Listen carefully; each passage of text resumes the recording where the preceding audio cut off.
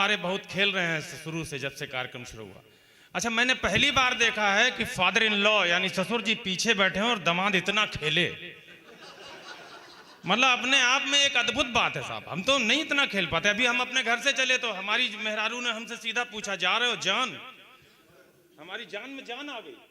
जिंदगी में कभी नहीं कहा, आज पहली बार कहा। तो हमने उससे उल्टा पूछ लिया, हमने कहा क्या बात है, मूड ठीक है, जान कैसे कह रही हो? उसने जो जवाब दिया उस पर ठहाका गूंजे आप लोगों का।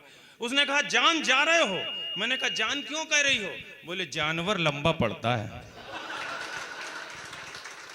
अच्छा, कम हम भी नहीं, कम हम भी नहीं भाई साहब। हमने भी कहा ओके रानी जल्दी आ जाऊंगा। अब वो भी चौंकी, इतना लंबा चौड़ा आदमी कभी प्यार मोहब्बत से बात नहीं करता, आज रानी कह रहा है। उसने भी पूछ लिया रानी कैसे कहा? हम भी कम नहीं, इस बार तालियां इधर से बड़ी वाली चाहिए। उसने पूछा रानी कैसे कहा? मैंने कहा नौकरानी लंबा पड़ता।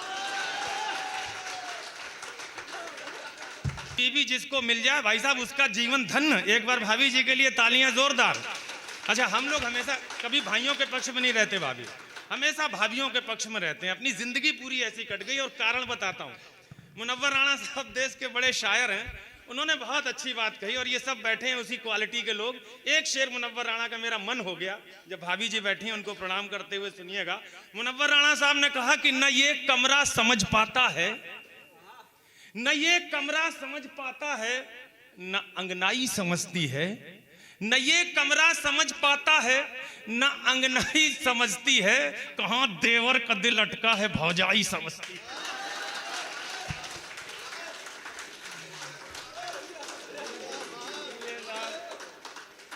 भाभी जी को बहुत बहुत प्रणाम। अच्छा, हम तो साहब देखो क्या है कि सब तरह की बातें करते हुए बस मेरा थोड़ा सा मूड बना दीजिएगा। हम बजरंगबली के वंश के हैं। अगर हमसे कोई ये ना बताए कि तुम समुद्र फांद सकते हो तो हम नाला भी नहीं फांद सकते, और अगर कोई बता दे तो हम लंका में जाके जला भी आए, ऐसा भी कर सकते हैं। उस बिरादरी के लोग हैं। और वैसे भी ये कार्यक्रम जो है आप देख ही रहे हो, देश के कितना मूर्धन्य रचनाकार, लेकिन जिस मैनेजमेंट के साथ इसको डिजाइन किया आप देख रहे हो, सारी चीजें बहुत ही बढ़िया। अगर सिर्फ कम है तो कवियों का पेमेंट, और ये मिनिमम इन्वेस्टमेंट और मैक्सिमम आउटपुट की कला ये डॉक्टर लोग ही जानते हैं। एमआर आकर के भाई साहब सुबह खड़ा हो जाएगा दरवाजे पे, शाम तक खड़ा रहेगा, शाम को 2 दवा बताएंगे कि ये लिख लो भिजवा देना। और उसी डॉक्टर ने कवियों को बुलाया। आप समझ सकते हो क्या? मुझसे पूछा कि अजय भाई तुम आ जाओ। मैंने कहा ठीक है, कौन कौन आ रहा है? बताया कि पंकज जी आ रहे हैं। तो मैंने कहा ठीक है, पंकज बड़े कवि हैं देश के, कवि युद्ध में तमाम मंचों पर मैंने उनको देखा, वैसे भी उनकी रचना धर्मिता अतुल्य है। मैंने कहा उनको बुला रहे हो? ठीक है। तो बोले हमसे पूछा पेमेंट क्या लोगे? मैंने कहा यार ठीक है, पंकज को जो दे रहे हो उससे 500 कम दे देना, बड़ा कवि है, हम थोड़े छोटे कवि हैं, हमको 500 कम दे देना। बोले फिर तो पक्का आ जाओ। मैंने कहा क्यों? बोले 500 रुपये पंकज को दे रहे हैं। इतना बढ़िया मैनेजमेंट मैंने भाई साहब जिंदगी में नहीं देखा। ये जिंदगी अपने इतिहास में एक बार और ऐसा मैनेजमेंट हुआ था। सबसे बढ़िया मैनेजमेंट गुरु आपको भी बता दूं भाई साहब, उनके नक्शे कदम पर चलिएगा। एमबीए करने वाले हो आप लोग, उसी दिशा में बिजनेस के लाइन में। हमारे देश का सबसे बढ़िया मैनेजमेंट गुरु था हनुमान जी, बजरंगबली। समझ सकते हो, मिनिमम इनपुट मैक्सिमम आउटपुट। देखिए कुछ नहीं लगाया। रामचंद्र जी ने कहा लंका चले जाओ, यहां से फ्लाइट मारी, टेक ऑफ, कोई पैसा लगा? 0 इन्वेस्टमेंट। उतरा कहां? लंका में। लैंड करने का कोई पैसा लगा? 0। हनुमान जी रावण से जाके लड़ गए। रावण ने कहा पकड़ लो, इसकी पूंछ में कपड़े बांध दो। बंदर को पूंछ सबसे ज्यादा पसंद होती है। बंदर की पूंछ में कपड़े बांधो। कपड़े किसके? बोले इसको तेल और घी से भिगा दो। तेल और घी किसका? बोले इसमें माचिस लगा दो। माचिस किसकी? और जली किसकी? समय की फेसबुक पर खूब बर्बादी निकलती है, बहुत टाइम वेस्ट होता है। समय की फेसबुक पर खूब बर्बादी निकलती है, भिखार। और एक और उसमें सच्चाई है। आप मतलब आदमी को अगर देखना है, आदमी को अगर खूबसूरत देखना है तो इतना खूबसूरत वो कभी नहीं होता जितना फेसबुक में होता। हालांकि ये बात भी सही है कि इतना बदसूरत भी नहीं होता जितना आधार कार्ड में होता है। इसलिए फेसबुक पर कभी भरोसा मत करिएगा। समय की फेसबुक पर खूब बर्बादी निकलती है। और ये अगर बात सच्ची हो तो तालियां चाहिए इधर वालों की। इधर की भी ले लूंगा, मुझे पता है कैसे लेनी है।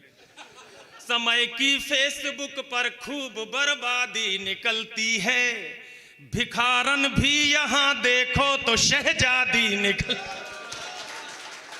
जिसे भौजी समझकर फ्रेंडशिप रिक्वेस्ट तुम भेजो, हकीकत में उसे देखो तो वो दादी निकल। ये सच्ची बात है भाई साहब, एक्सपीरियंस मतलब मामला है। आपके आगरा और दिल्ली का एक किस्सा है। एक बाबा जी थे दिल्ली में बैठे हुए, यहाँ आगरा की किसी ने उसको गिटपिट करके आई लव यू का मैसेज भेज दिया। दोनों चल करके यहाँ आए, लड़की ने देखा तो वो मतलब युवा की जगह गर्लफ्रेंड बॉयफ्रेंड की जगह दादा फ्रेंड निकले। तो ये आलम आ जाती है, इसलिए इससे बचते हुए रहना चाहिए। बुजुर्गों को बहुत छेड़ाछाड़ी हो रही थी साहब, अब हम लोग तो क्या कहें, ये मैं तो कभी कहता ही नहीं हूँ। जिस मंच पे अलबेला दादा जैसे बैठे हो, मैं कभी बुजुर्ग नहीं कहता हूँ, हमेशा भूतपूर्व नौजवान कहता हूँ। भाई वास्तव में इनकी नौजवानी का भाई साहब आप पूछो मत। अभी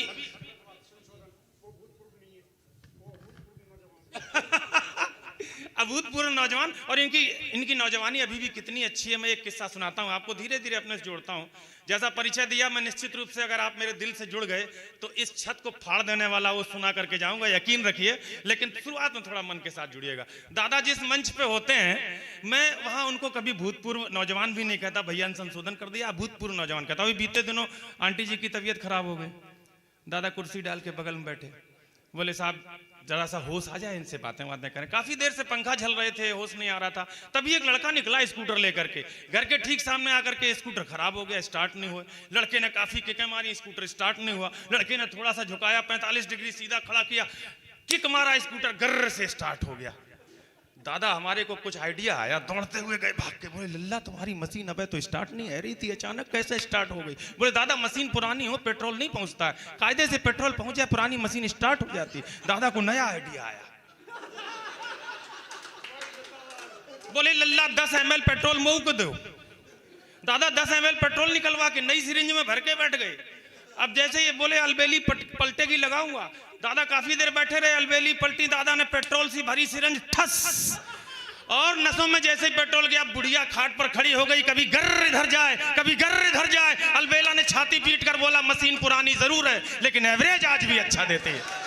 ये ऐसे बुजुर्ग लोगों को न हो रबड़ी तो लपसी से गुजारा कर भी सकते हैं, ज़ईफी में जवानी का उतारा कर भी सकते हैं। कभी धोखे से स्टेयरिंग इन्हें पकड़ा नहीं देना, नई गाड़ी को 2 दिन में खटारा कर भी। ये इनकी महिमा है साहब, बहुत बहुत।